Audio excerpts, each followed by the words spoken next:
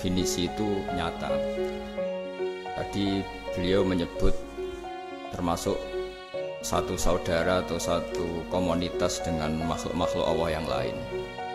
Pernah suatu saat Nabi memuji ada seorang nakal itu, diterima tobatnya Allah karena di jalan ketemu anjing, kemudian ngasih minum anjing itu dan Allah mengampuni. Meskipun secara hukum usul fikih tidak bisa digeneralisir, misalnya kalau minumin anjing 1 surga, kalau 100 tambah surga. Nanti lupa minumin manusia gara-gara kebanyakan minumin anjing gitu. Tapi apapun itu faktanya ada cerita di hadis seperti itu. Kemudian menyangkut komunitas internasional yang beberapa diantaranya tentu beda agama, beda keyakinan. Saya mau membacakan cerita di kitab Ar-Risalah Al-Qushairiyah. Jadi saya hanya membantu referensi-referensi yang diajarkan guru-guru kita.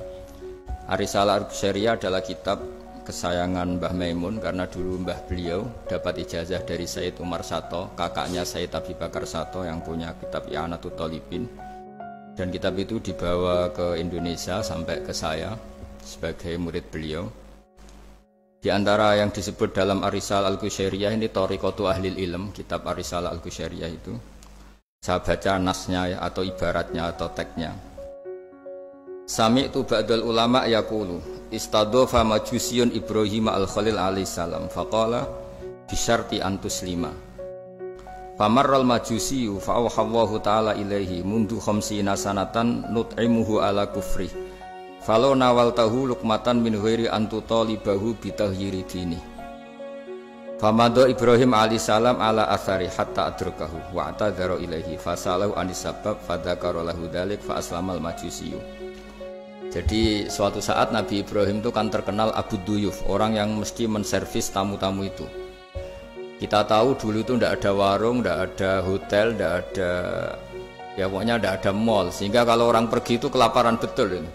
Buat orang kaya pun kelaparan karena melewati padang pasir itu. Kalau sekarang kan orang mau sowan kiai makan dulu. Karena takutnya di rumah kiai kan makan sungkan, jadi makan dulu nanti di kiainya tinggal pura-pura makan. Kalau dulu memang makan nih tamu itu wajib betul, kalau tidak ya kelaparan betul tamu itu. Sehingga cerita suatu saat di antara tamu itu berakidah, berfaham majusi.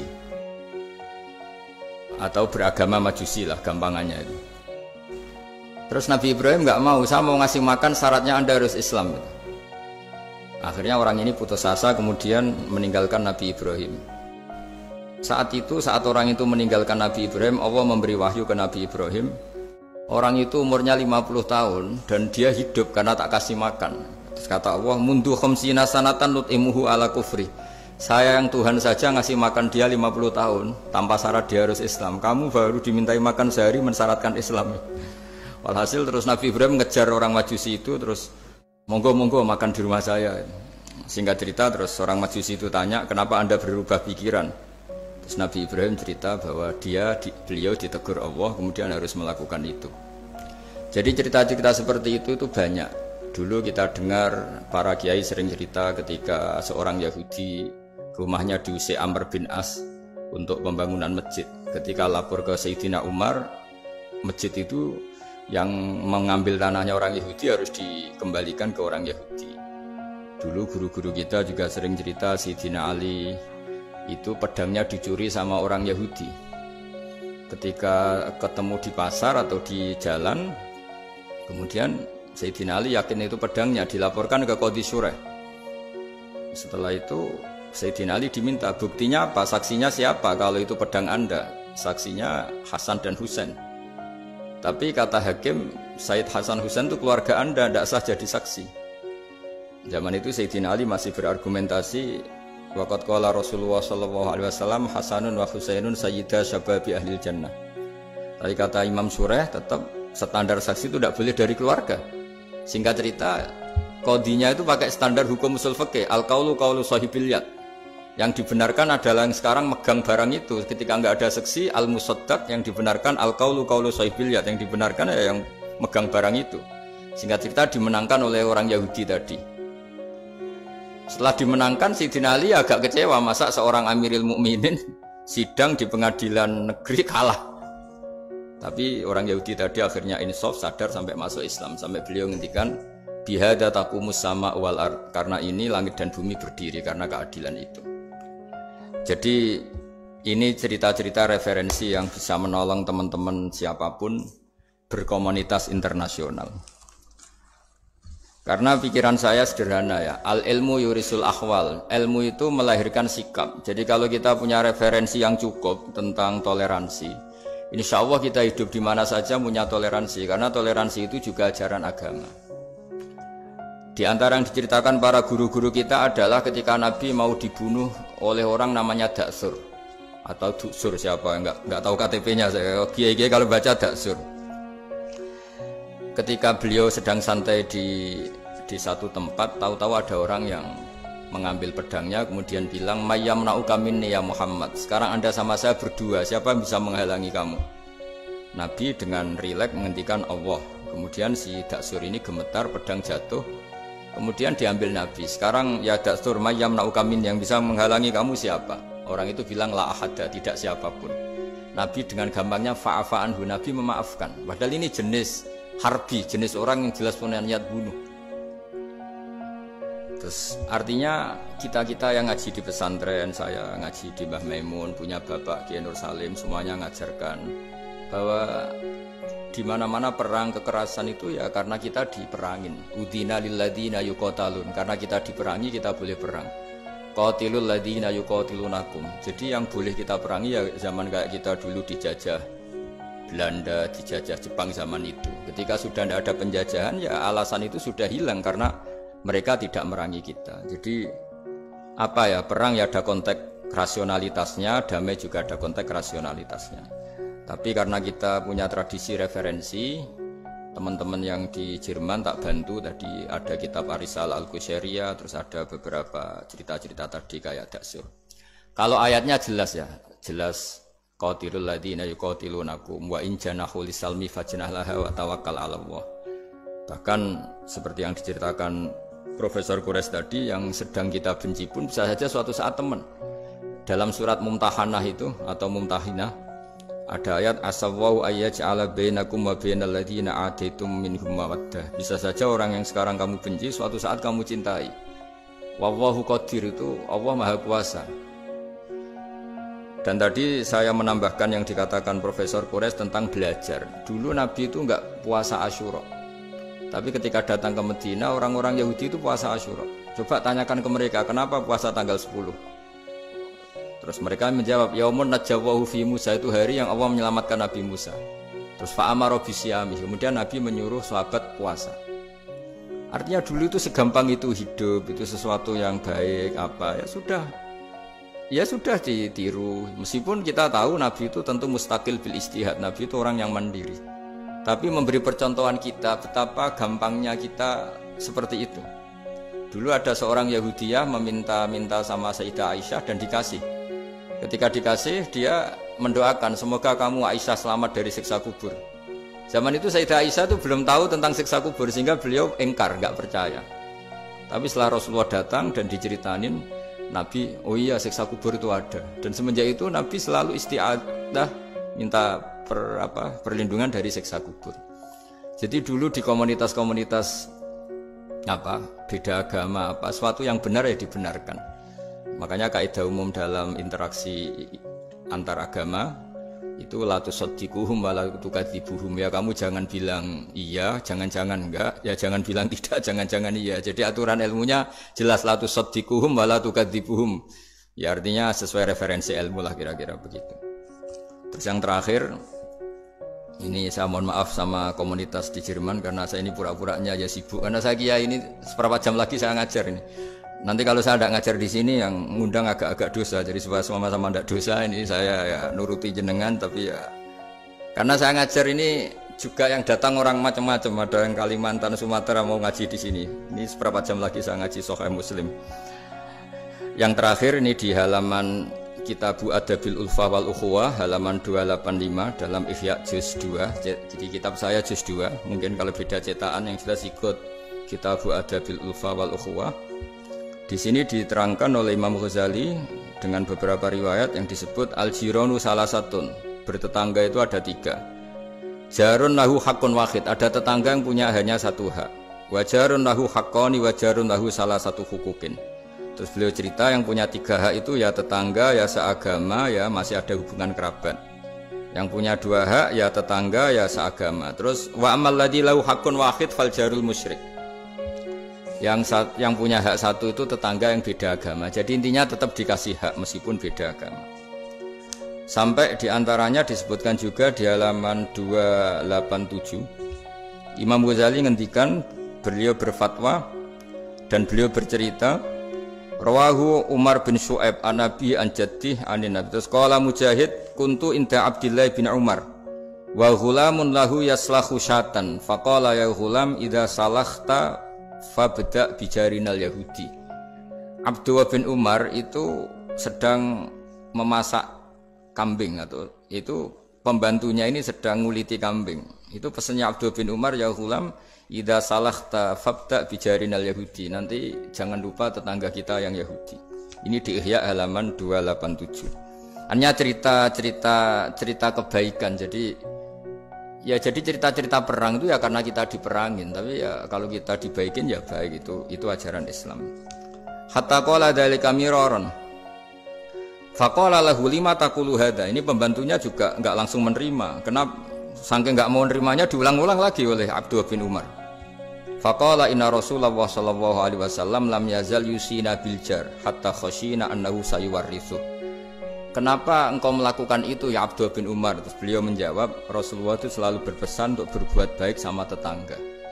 Tadi kita tahu kalau tetangga punya 3 hak, berarti seagama, ada hubungan kerabat, hakul jar berarti 3. Ada yang seagama dan tidak punya hubungan kerabat, berarti punya 2 hak, yaitu satu agama dan kerabat. Ada yang punya 1 hak saja, ya tidak keluarga, tidak seagama, tapi karena tetangga itu juga tetap punya hak. Dan itu pun masuk kategori lam yazal yusina bil jar, termasuk orang-orang yang harus kita baikin. Ya kalau di Qur'annya kayak tadi ya, qatilul ladzina yuqatilunakum, boleh merangi ya yang merangi kita. Udzina lil ladzina yuqatalun, diberi hak merangi ya sama yang merangi kita, bukan yang tidak merangi kita. Terus waqala Hisham, kanal Hasanu la yara ba'san antut imal jarul yahudiyya wan nasraniyya min udkhiyatik. Bahkan sebagian ulama di sini disebut Hasan Basri berpendapat kalau berkorban, kalau punya tetangga Yahudi yang butuh nggak apa-apa dikasih dagingnya. Ini di halaman Ihya 287 juz 2.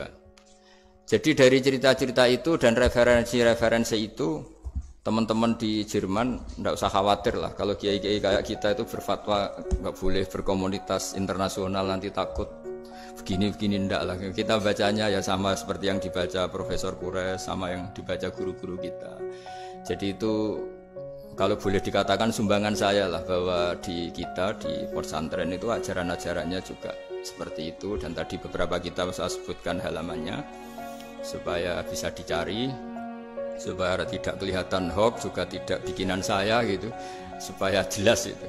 Dan saya mohon maaf karena nggak bisa ngikuti sampai selesai, tapi saya ngapresiasi, semoga jadi syawal yang baik, minal aidin wal faizin. Minal aidin artinya kita kembali menjadi ahli surga. Saya termasuk yang sependapat dengan kitab yang saya baca. Dulu kita ini ahli surga karena Nabi Adam lahirnya di surga dan diciptakan di surga. Karena satu kesalahan beliau harus kembali ke bumi. Dan setelah puasa itu selesai dan diterima, kita kembali ke ahli surga lagi. Maksud minal aidin, kita kembali lagi berstatus sebagai ahli apa?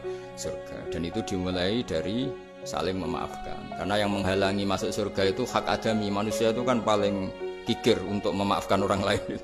Padahal kalau hak adami belum selesai itu Allah tidak mau memaafkan. Makanya syaratnya masuk surga harus kita saling memaafkan.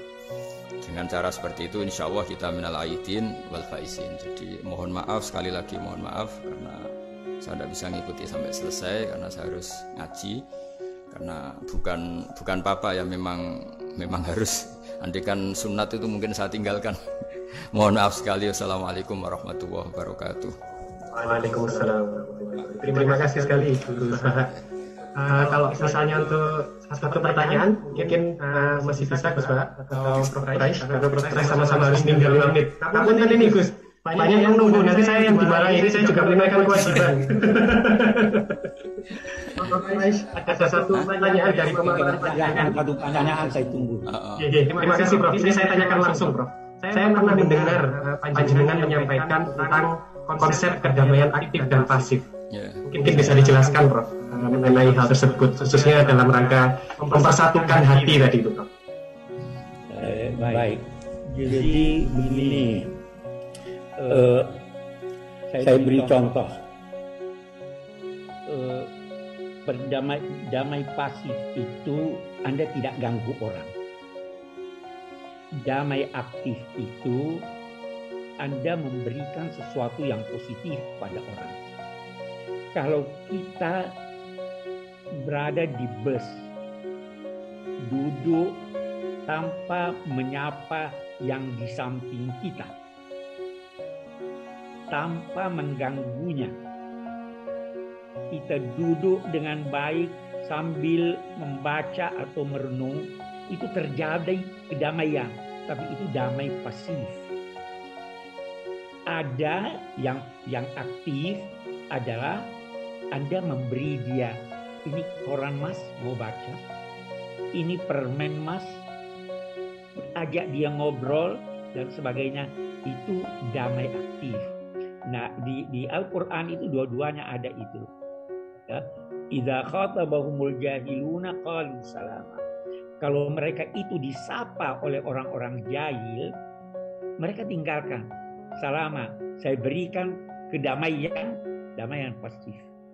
Nah, ya karena itu pesannya, kalau tidak bisa memberi, jangan ambil haknya orang. Kalau tidak bisa memuji, jangan cela dia. Kalau tidak bisa membantu, jangan jerumuskan dia. Itu damai pasif dan aktif. Terima kasih. Terima kasih Prof. Quraish Shihab. Sejatinya kami ingin berdoa juga, tetapi insya Allah sedikit. Insya Allah lain kali kita. Ya, Prof. Quraish Shihab. Terima kasih sekali. Selalu, Prof. Terima kasih. Assalamualaikum. Terima kasih. Assalamualaikum. Sekarang kita lompat kembali ke Gus Baha. Moga-moga beliau masih berkenan menjawab pertanyaan saya. Ngapunten Gus, satu saja Gus. Panjenengan pernah menyampaikan apabila kebodohan itu merusak, tetapi sok pintar itu jauh lebih merusak. Ini mungkin panjenengan berkenan menyampaikan soal itu. Tentu ada bodoh yang benar-benar nggak ditoleransi Allah Ta'ala, yaitu bodoh tentang Tuhan ya. Kita dikasih nikmat Allah, dikasih bumi untuk dipakai tanpa bayar, dikasih oksigen. Kemudian kita bodoh nggak tahu yang memberi siapa, itu kan bodoh betul. Tapi lebih merusak lagi ketika nggak ngerti, mengklaim dirinya sebagai ngerti. Karena itu artinya kan sesuatu yang harusnya larangan dimengerti, gara-gara kamu bilang itu ilmu, itu terus diilmukan. Jadi sesuatu yang salah tapi diilmukan, itu lebih ngeri karena menyesatkan.